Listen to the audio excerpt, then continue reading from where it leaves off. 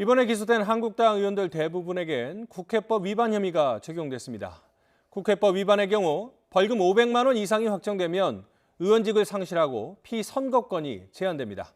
당장 이번 4월 총선 공천에 영향을 줄 것으로 보입니다. 이어서 이영원 기자입니다. 자유한국당 황교안 대표는 물론 나경원 전 원내대표 등 재판에 넘겨진 현역 의원들에게 모두 적용된 혐의 가운데 하나가 국회법 위반입니다. 공판을 열지 않고 서면 심리로 재판하는 간이 절차인 약식 기소로 처분한 의원들 대부분도 예외는 아니었습니다. 국회 회의방해 등 국회법 위반 혐의의 경우 벌금 500만 원 이상의 형이 확정되면 의원직을 상실하고 피선거권이 제한됩니다.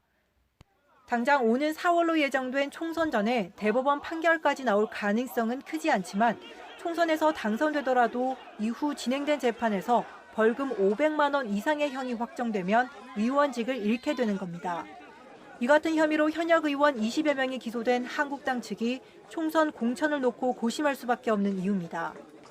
검찰 역시 이런 상황을 감안해 기소 시점을 결정했다고 밝혔습니다. 오는 4월 총선이 예정돼 있는 점을 고려해 정당 공천에 영향을 주지 않기 위해 가능한 서둘러 기소했다는 겁니다.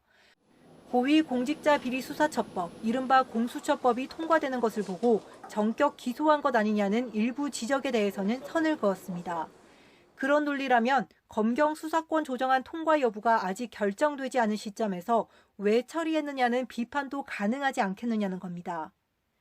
또 추미애 법무부 장관이 검찰 인사권 행사를 예고한 것과도 전혀 무관하다며 사건을 있는 그대로 보고 수사한 것일 뿐이라고 강조했습니다.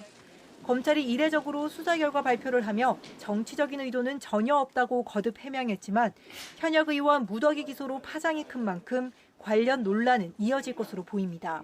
YTN 이영훈입니다.